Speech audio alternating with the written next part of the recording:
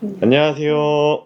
네, 성결의 빛 제171호 MK 스토리 캄보디아의 김웅수 조은혜 성교사님 자녀 김예진 청년을 모시고 인터뷰를 진행해 보도록 하겠습니다. 자, 먼저 본인 소개 부탁드리겠습니다. 네, 안녕하세요. 저는 캄보디아에서 온 MK 김예진이라고 합니다. 네, 저는 지금 제가 하고 싶은 일을 위해서 미국 대학 진학을 앞두고 있습니다. 근데 무슨 일을 하고 싶으신지 아. 얘기해 주실 수 있을까요? 저 화장품 네. 브랜드 론칭하는 게 꿈이어서 네. 네, 화학 관련 분야로 그렇구나. 좀 생각하고 있습니다. 네, 정말 멋진 꿈입니다. 그럼 특별히 이제 신길교회에 출석하고 있는 걸로 알고 있는데 그 교회에서는 어떤 걸로 좀 봉사하고 있을까요? 청년부 경배팀 네. 중에서 이제 세션팀 일렉으로 섬기고 있습니다. 여자가 일렉 치는 게 저는 그렇게 멋있더라고요. 예진 형 너무 멋있습니다. 네. 이제 김예진 청년이 MK잖아요. 이 MK 선교사 자녀로 가장 기억에 남는 일이 있을까요? 제가 그 캄보디아에서 그 부모님의 사역을 따라서 제가 지방에 있는 그 부모님 사역지가 조금 이제 수도에서는 그러니까 번화된 이제 그런 지역에서는 조금 이제 떨어진 이제 지방의 신학교에서 약간 1년간 네. 그 살게 되었는데 약간 그 시간이 약간 되게 충격적인 순간들이 되게 많았었거든요. 그러니까 아무래도 그 신학교가 위치한 마을이 그 되게 낙후된 곳이기도 했고 네. 이제 주변에 있는 집들 중에 이제 그 화장실이 있는 집이 그 집 안에 이제 네. 우리는 다 화장실 있잖아요. 네네. 근데 거기는 네. 이제 집 안에 화장실이 아무도 없어서 오. 그냥 밖에다가 조리하고 네. 오고 그리고 이제 저희는 이제 사람이 살아가는데 꼭 필요한 이제 물이 되게 중요한 네네. 깨끗한 물이 중요하잖아요. 근데 이제 거기는 이제 물을 구할 수가 없으니까 이제 큰 항아리에다가 이제 빗물을 받아놓고 네. 이제 그 물로 이제 식수를 사용하는데 이제 그 물 안에 이제 뭐 낙엽부터 시작해가지고 그 목이나 파리의 그 유충들이 네. 그냥 그 떠다니게 보여요. 붉은 색깔 네네네. 실처럼 된 게 꼬물꼬물 이제 거려요. 네. 이제 그걸 이제 떠서 마시는데 그것만 이제 그 부분만 손으로? 네. 손으로. 손을 이렇게 퍼가지고 네. 정말 이제 컵에 들어있는 걸 이제 손으로 그 물 빼서 마시고 네. 이제 그런 모습들을 보면서 되게 많이 충격을 받았던 것 같아요. 네. 그렇구나. 그럼 혹시 거기에 있는 현지 아이들이랑 어떻게 지냈었나요? 근데 그 현지 아이들이 이제 학교가 이제 오전반, 오후반 이제 한국처럼 쭉 이렇게 풀타임을 다니는 게 아니라 네. 그 오후에 3시간 가는 친구도 있고 오전에 3시간 갔다 오는 친구들 있는데 그 친구들이 이제 학교 끝나고 다 교회로 와서 모여서 놀면은 이제 같이 이제 옆에 가가지고 껴서 놀았는데 이제 처음에는 이제 언어도 잘 안 통하고 이제 친해질 수 있을지에 대한 이제 걱정이 되게 컸었는데 이제 함께 이제 예배도 같이 드리고 같이 찬양도 하고 이제 게임 같은 거 이제 막 뭐 실뜨기라던가 뭐 고무줄놀이 같은 거 하면서 그런 시간들을 보내면서 약간 자연스럽게 친구가 된 것 같아요. 그렇구나. 아마 그 친구들은 놀 데가 없으니까 교회로 많이 왔겠어요. 네.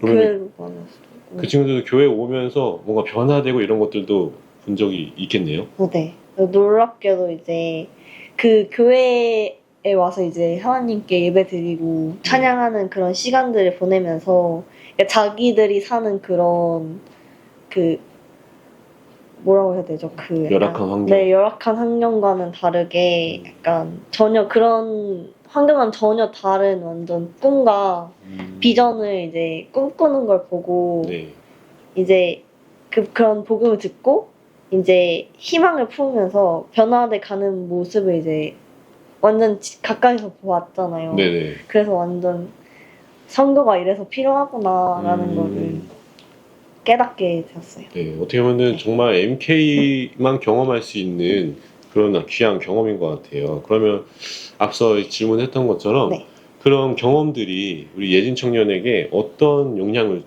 줬을까요?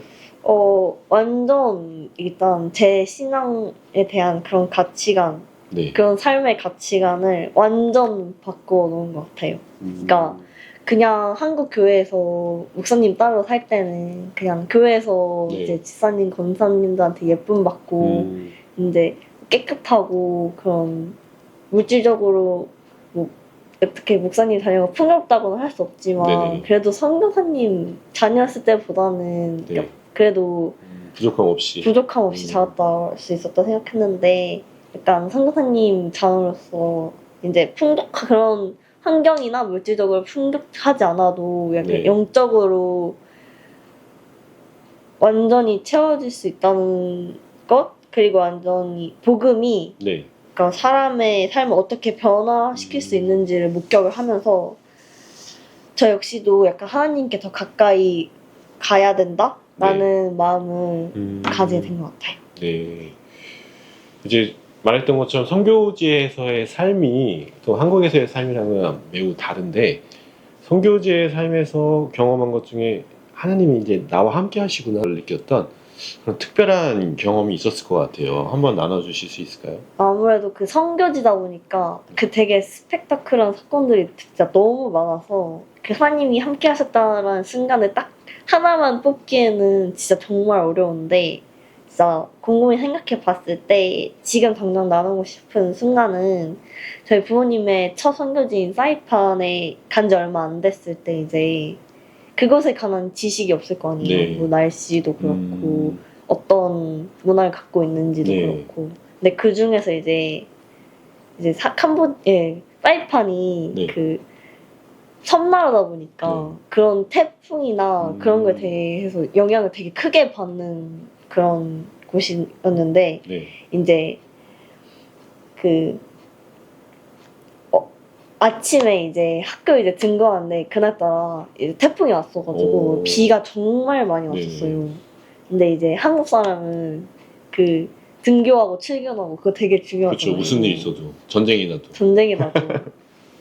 그래서 이제 근데 사람이 비가 오면 조금 늘어지니까 네. 아침 조금 늦게 일어났는데 이제 어머니가 학교 빨리 가야 된다고 네네. 어머니 마음이 손이 급하셨겠어요. 급하시고 근데 저희는 이제 가기가 싫고 그러니까 늦장 부리면서 급하게 나왔는데 이제 딱 차 타고 나와서 도로 들어왔는데 정말 시야가 하나도 안 보일 정도로 비가 네. 너무 많이 오는 거예요. 그래서 이제 학교 가 있는 동네를 가려면 저희가 그 삼거리에서 좌회전을 했어야 되는데 그 좌회전을 하면서 차가 빗길에 미끄러져가지고 그 자리에서 몇 바퀴였는지 기억이 안 나는데 되게 많이 돌고 나무를 쿵 박았어요. 오. 근데 그 이제 나무 밑에 있는 그 곳이 이제 낭떠러지였었는데 진짜 큰일 날 뻔했네. 진짜 그 나무를 박지 않았다면 그 옆으로 완전 그 잔가지 있는 그런 약한 나무? 그런 넝쿨나무들밖에 없었는데 딱 그 나무를 박아서 낭떠러지로 안 떨어지고 진짜 살았는데 이제 그 순간에 이제 보이지 않는 손이 이제 잘 보호하시는구나.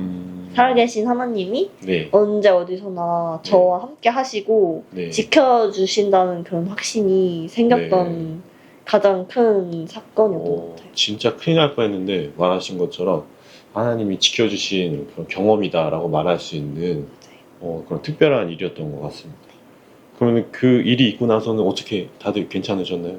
근데 진짜 이게 재밌었던 게 이제 보통 이제 사고가 나면은 이제 병원에 가서 쉬거나 집에서 쉬는데 저희는 집에 가가지고 차를 옮겨 타고 다시 학교로 갔는데 이제 학교 딱 들어가니까 이제 교실에 친구들이 하나도 그러니까 그 친구들이 많이 없고 그 차 사고가 났다고 선생님한테 이제 말씀을 드리니까 사고가 났으면 그냥 집에 있지 왜 학교에 왔냐 이렇게 말씀을 하시는 거예요. 역시 한국인들은 전쟁이 나도 학교랑 회사는 가야 된다. 실제로 그 저희 반에 있던 한국인 친구들은 다 등교를 했더라고요. 현지인들은 안 오고 한국인들만. 아무튼 정말 다행입니다. 큰 사고가 날 뻔했는데 또 하나님의 은혜로 살아서 또 오늘 이렇게 인터뷰를 할 수 있는 게 다시 한번 하나님께 감사하는 귀한 시간이 되고 있습니다. 이어서 좀 질문을 드리겠는데요. 하나님이 주신 이제 꿈이 있으신데 그 꿈을 이루는데 우리 옆에 있는 사람들, 뭐 가족이나 아니면 뭐 친구들 아니면 뭐 이제 교회에 있는 분들이 어떻게 나에게 역할을 하신다라고 생각하나요?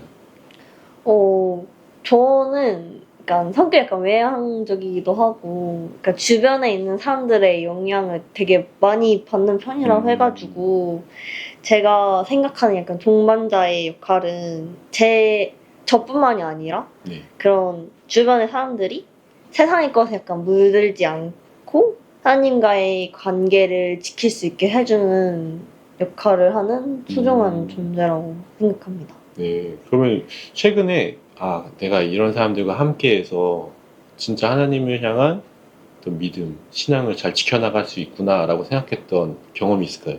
아무래도 예배팀에서 사역을 하다 보니까 그렇게 이제 함께 묵상하고 이렇게 기도하는 시간이 좀 있는데, 이제 최근에 이제 가장 최근에 그 묵상했던 것 중에 이제 가장 기억나는 말씀이 그 마태복음 5장 13절이거든요. 이제 그 말씀이 너희는 세상의 소금이니 소금이 만일 맛을 잃으면 무엇으로 짜게 하리요? 후에는 아무 쓸데없어 다만 밖에 버려져 사람들에게 밟힐 뿐이다 라는 말씀인데, 이제 이 질문을 받자마자 이 말씀이 가장 먼저 떠오르는 거예요.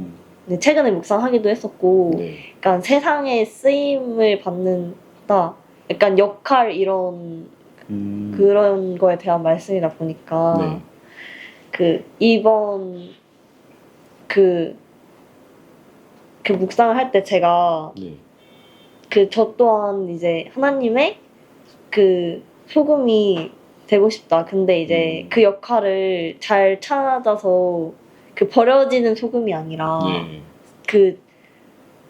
가장 짠맛을 낼 수 있는 소금이면 좋겠다라는 가장 짠맛을 낼 수 있는 그런 나눔 시간 그런 말을 했었거든요. 네.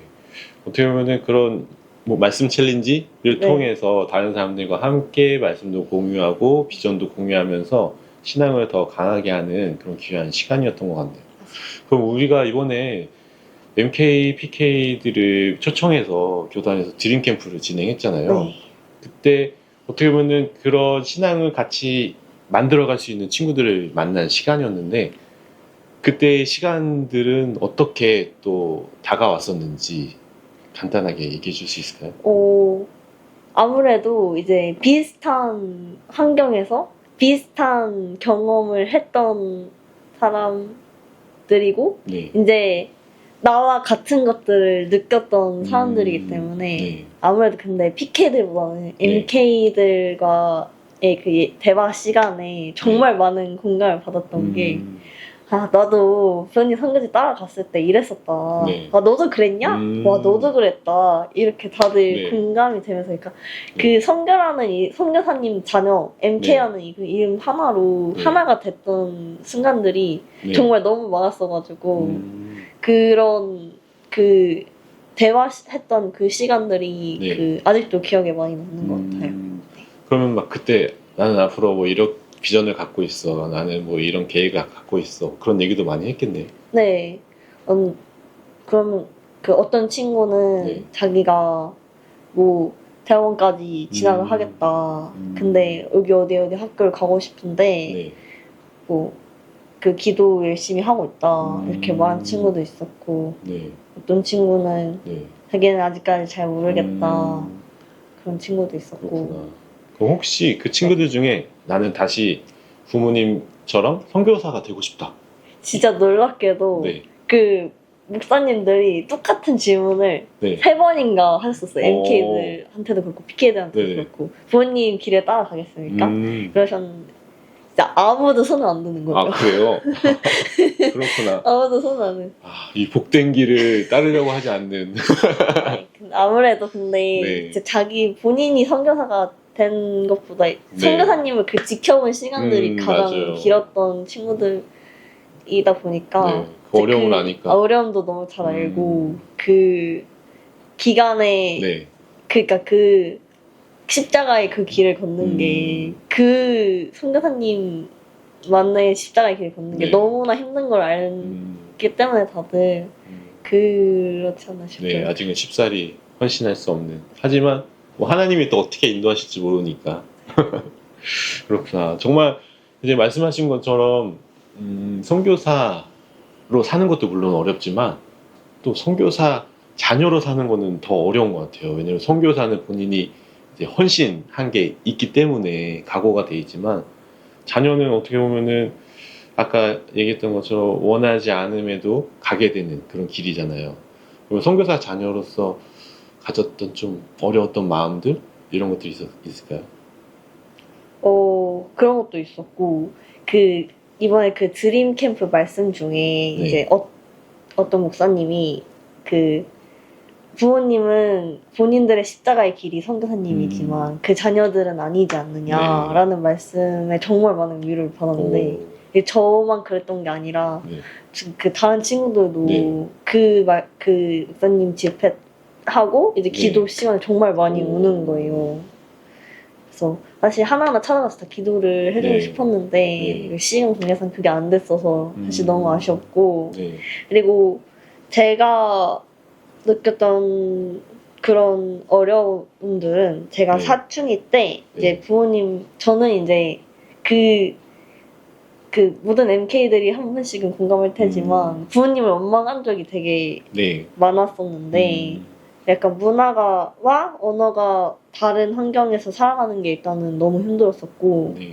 그리고 일단은 조금만 이제 어려움이 생겨도 부모님 탓하고 있는 거예요. 내가 뭐 한국에서 그 평범하게 그냥 학교 다녔으면 나한테 이런 일은 안 일어났을 텐데, 그냥 조금만 힘들어도 그런 약간 탓할 사람을 찾고 싶었었나 봐요. 정말 그- 어려운 시간이었을 네. 것 같아요. 특히 사춘기는 질풍노도의 시기라고 하는데 어떻게 보면은 한국인도 아니고 그 현지인도 아니고 제3의 문화로 살아가면서 자기 정체성을 만들어가기 어려웠을 것 같은데, 그럼에도 불구하고 내가 선교사 자녀로 살아간 것이 나에게 이런 도움이 된 것도 있고 나에게 이런 어떤 긍정적인 면을 갖게 해줬다라고 하는 게 있다면 뭐가 있을까요? 아무래도 이제 머리가 큰다고 하죠. 네. 네, 머리가 크고 이제 점점 자라면서 이제 그 낯선 곳에서도 이제 잘 적응할 수 있는 능력이 네. 진짜 남들은 쉽게 네. 가질 수 없는 그런 능력이라고 생각을 하게 됐고, 네. 그리고 약간 다시 어려움을 겪어도 네. 다시 일어날 수 있는 그런 마음? 오뚜기 같은 네. 그런 마음을 가지게 된 제 자신을 발견한 게 네. 감사한 점이네요. 어떻게 감사한 보면. 점이었죠. 네. 그렇구나. 그리고 이제 네. MK로 제가 네. 이렇게 성장하지 않았다면 네. 제가 지금만큼 하나님을 사랑하고 가까이서 경험할 네. 수 있었을까? 라는 질문을 했을 때, 제 자신에게 했을 때, 네. 아니라는 생각이 가장 컸던 것 같아요. 네. 그리고 이 과정을 결국 이제 하나님이 저를 인도해 주셨다고 생각해서 그런 점들이 또 감사하게 항상 감사하게 되는 것 같아요. 네. 그럼 또 이제 마지막으로 MK로서 하나님께서 나에게 주셨던 이 삶을 가지고 어떻게 세상에 헌신할 수 있을까? 아까 말했던 네. 내가 어떻게 소금의 역할을 할 수 있을까라고 한다면 어떤 역할을 하고 싶은가요? 돌아보면, 그러니까 하나님께서 이렇게 그냥 어렸을 때부터 저한테 확고하게 약간 원하셨던 게 있는 것 같아요. 네. 이제 이렇게 친화력을 주신 것도 그렇고, 그러니까 소외된 그런 친구들이나 그런 주변 사람들이나 뭐 누구든 네. 희망을 전하는 것이 네. 저의 역할이라고 생각합니다. 네. 그런 어린 시절에 그런 보았던 그 화장실이 없는 집들, 그리고 이제 벌레가 들어있는 네. 빗물을 식수로 사용하는 그런 현실들, 네. 그리고 교회를 통해서 그런 희망을 가지게 되는 아이들의 변화된 모습을 보면서 네. 약간 그런 모습들이 약간 제 사명감을 약간 형성할 수 있었던 네. 그런 계기가 된 것 같아요. 어떤 귀한 경험이었네요. 네. 자, 그러면 이제 마지막으로 우리 김혜진 청년이 MK로서 꼭 하고 싶은 말이 있을 것 같아요. 뭐 한두 마디 정도 하고 싶었던 이야기를 해주시면 좋겠습니다. 사장님께서는 MK로서 제가 약간 경험한 그런 것들을 바탕으로 약간 도움이 필요한 사람에게 사랑을 전하고 실질적인 변화를 만들어가는 삶을 원하신다고 믿거든요. 네. 그래서 여러분들도 꼭 하나님께서 원하시는 그런 길을 찾으셔서 세상의 빛과 소금이 되시기를 바라겠습니다. 네, 오늘 성결의빌 171호 MK 스토리로 김예진 청년을 모시고 이야기를 나눠보았는데요. 이제 귀한 경험들, 이 나눠주신 것들이 우리 성결 가족들뿐만 아니라 특별히 우리 MK들, 또 PK들, 우리 청년들에게 도전이 되기를 소망합니다. 오늘 자리해 주셔서 너무 감사하고 우리 앞으로 예진 양이 꿈꾸는, 예진 청년이 꿈꾸는 그 귀한 사역들, 또 삶들, 소망들 이어나갈 수 있기를 응원하고 기도하겠습니다. 감사합니다. 감사합니다.